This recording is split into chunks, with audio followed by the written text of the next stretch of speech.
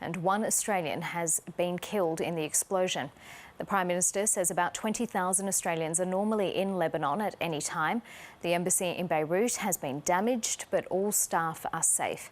Some families here have struggled to contact relatives, and others are hearing terrifying stories. Oh my God! Oh my God! The magnitude of the explosion was just unbelievable. Omer Jahir was at home when the blast ripped through his house in central Beirut. I remember ending up on my balcony and running. I didn't have shoes on, and I just kept on stepping on glass, steel. My feet are sore and stitches. The Australian is one of the lucky ones. All his family and friends are safe, but his home and his businesses, a cafe and a hotel, didn't stand a chance. Of course, it's all destroyed. My house is destroyed. My wife's business is destroyed. We're trying to stay positive. Many in Australia are still waiting for news of their loved ones. Madeline Fakuri is desperate to hear from her nieces and nephews in Beirut. A lot of them are missing. A lot of them are still unknown for where they are, where their locations are. That's what we fear. Bert Noah has been up since 4 o'clock this morning following the tragedy from Sydney. He was born and raised in Beirut, and his sisters still live there. I knew it was the port, and our house is very close to the port. So you immediately think of the worst, and all you just want to do is you want to hear from them. His family is safe, but the explosion has brought back painful memories of years of conflict in the country. The Lebanese community in Australia is rallying to support those impacted back home. Charities and religious groups are working to raise money as fast as possible to provide much-needed food, emergency repairs and shelter to families in Beirut. Many people calling my office and calling me saying, we're ready to help. How can we help? Most of the people lost their houses. Most of the people can't even find the food to eat. Most of the people sleeping in the street now. Lebanon facing a difficult recovery, even as they grapple with economic hardship and political upheaval. Lydia Feng, ABC News. At least 4 people have been killed after tropical storm Isaias crossed America's east coast. At one stage, the storm was upgraded to a Category 1 hurricane, with heavy rain and strong winds lashing North Carolina, Virginia and New York. 2 people died when a tornado hit a caravan park. At least 2 others were killed in New York and Maryland. Nearly 3.5 million residents have been left without power, and storm surge warnings remain in effect along the coast. Labor's Foreign Affairs Minister Penny Wong has sounded the alarm on China's growing influence over global states. Following rising tensions between the United States and China, Senator Wong says Australia needs to reimagine its foreign policy on becoming more self-reliant and taking a leadership role in reforming multilateral institutions. She's called on the federal government to show leadership amidst the tension. We have a situation where we're seeing escalation between the 2 great powers, and it is very important that we work to ensure that escalation doesn't worsen. We want a region that's stable and prosperous and peaceful, and which all countries' sovereignty is respected. The Prime Minister, Mr Morrison, should show more leadership. He should show more leadership rather than having members of his backbench be so prominent when it comes to the relationship with China. And I would make this point. It's one thing to talk tough, it's another thing to be tough. Senator Penny Wong there. A court in Sydney has heard some of the schoolboys accused of stabbing a Melbourne man in the eye gloated about the attack on social media and plotted to take revenge on anyone who spoke to police. 9 teenagers have been charged over the attack, which a police prosecutor described as a clear example of mob mentality. A warning, this story from Mark Reddy contains some distressing details. They are the school students accused of maiming an innocent man, leaving him blind in one eye. And today the court heard there was little remorse after the horrific attack on Brett Halcrow.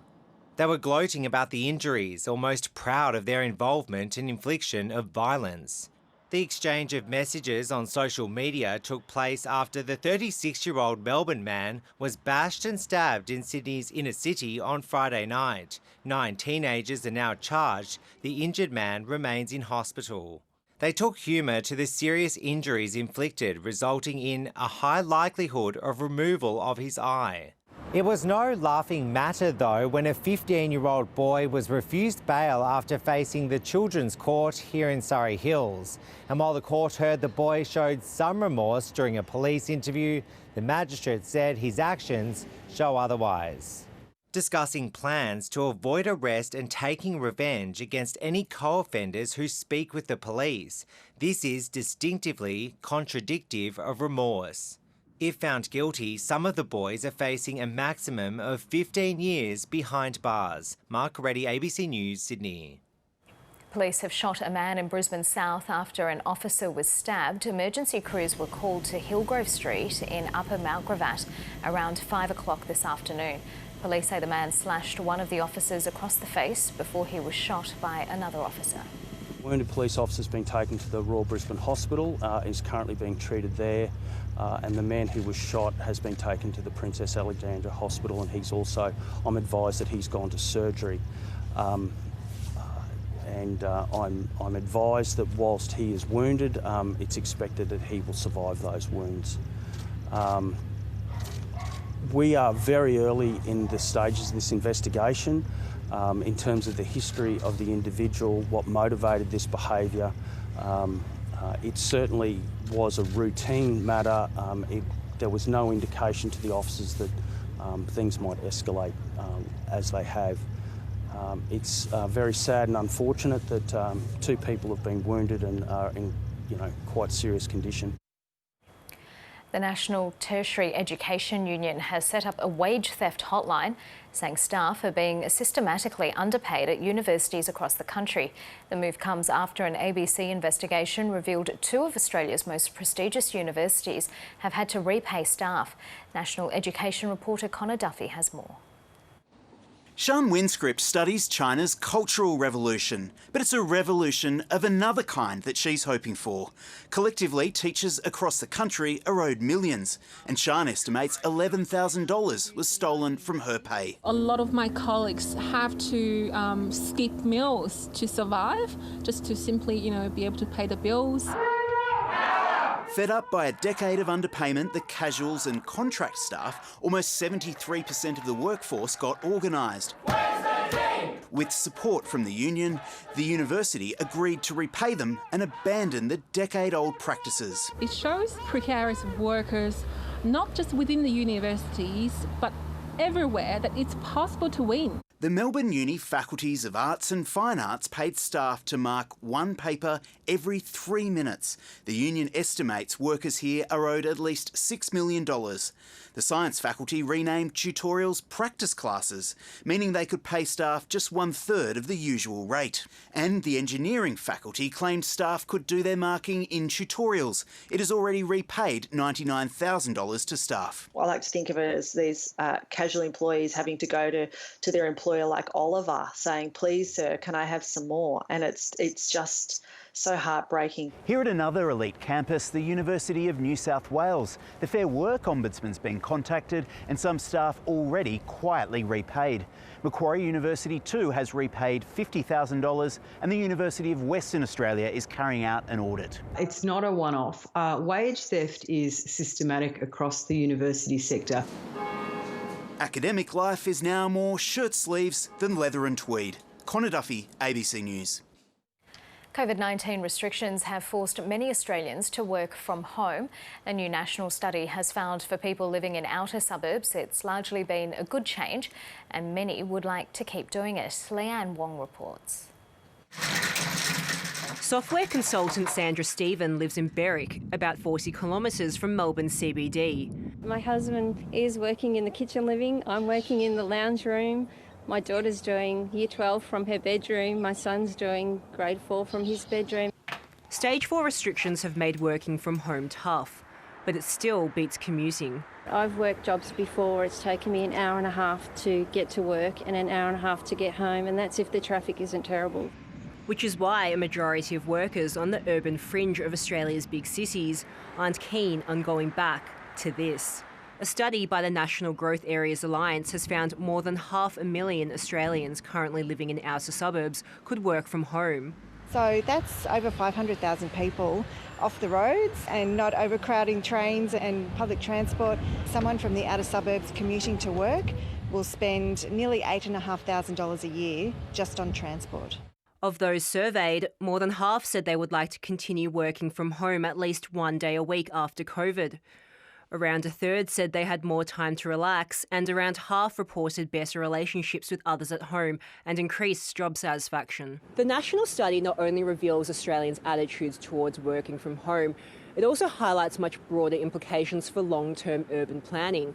If fewer people need to commute into work every day, the more resources and attention might need to go towards local areas outside of city centres, and that might encourage people to live outside of the inner city, which could make housing more affordable.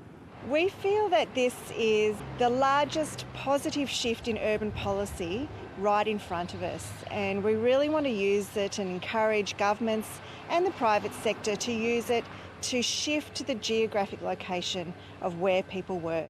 I would love to continue working from home. Sandra Stevens says she's already started a conversation with her employer about making it happen. Leanne Wong, ABC News, Melbourne. Virgin Australia will axe thousands of jobs and its budget airline Tiger Air as part of a rescue deal. Here's the host of The Business, Elise Morgan. We're finding answers for business. Melbourne's hard economic shutdown starts tonight amid great confusion. And flying low, Virgin plans to jettison thousands of workers, planes and routes. Our interview with boss Paul Scurrah. All this and more, 8:45 Eastern Time. Uluru's traditional owners have been successful in their bid to keep tourists who flew in from a coronavirus hotspot 2 days ago out of the national park. Passengers will be flown back to Brisbane tomorrow, but it's alleged one of them today tried to sneak back into the park. When Monday's flight from the recently declared COVID hotspot of Brisbane landed at Uluru, it caught the national park's traditional owners off guard. They formed a roadblock to stop the flight's 42 passengers from entering the park, which is also home to the community of Mutijulu. On Thursday, those passengers will be flown home, and all other air services have been cancelled until the end of the month. Our directors feel that the lives of their community members are more important than making money. Parks Australia agreed to close the park, but that didn't stop one tourist from doing the wrong thing and sneaking into the park today. Walked into the park, bypassed the entry station, and got picked up by rangers when she twisted her ankle. Parks Australia says they will not open the park again until traditional owners are comfortable with the travel measures put in place by the Northern Territory government. In a statement, Voyages, who operates the park's resort, says it understands the community's concerns and will continue to work collaboratively to ensure all necessary precautions are being undertaken to protect the local community. At this stage, after the plane leaves for Brisbane and those people have left, the park might reopen, and the people here are happy for people from safe spaces to come in and visit the park. A moment of resolution amid ongoing uncertainty. Samantha Johnshire, ABC News. Residents in parts of northern Tasmania have had a night like no other. Overnight falls left Launceston with a rare dumping of snow not seen for around half a century. It made for ideal skiing conditions and snowball fights. As dawn broke in northern Tasmania, this is what Launceston residents woke to. A city blanketed in white, a sight not seen for around half a century. Absolutely amazing. Yeah, it's beautiful. I've never seen anything like this before. We're thoroughly enjoying it and we're walking in a winter wonderland. Snowflakes fell throughout the night, people braving the cold to take in a rare spectacle. Footy players learned a whole new meaning of adapting to the conditions. Having a kick to kick in the snow. while keen skiers switched alpine slopes for the Cataract Gorge and the city's mall. We had to dodge some Tassie tigers in the mall, and because it was only a little bit of snow, the concrete underneath and that sort of thing. Occasionally you'd catch a ski edge and it was a bit uphill, but yeah, it was great. You were still sliding along. It was a great once in a lifetime kind of opportunity. So yeah, we just had a lot of fun and made some snowmen along the way, and yeah, it was great fun. Other fun was quickly discouraged by police. Come daylight, the city's main park became a different kind of playground. Today is very, very cold and my fingers numb. Maybe because I'm going to throw this at Ash.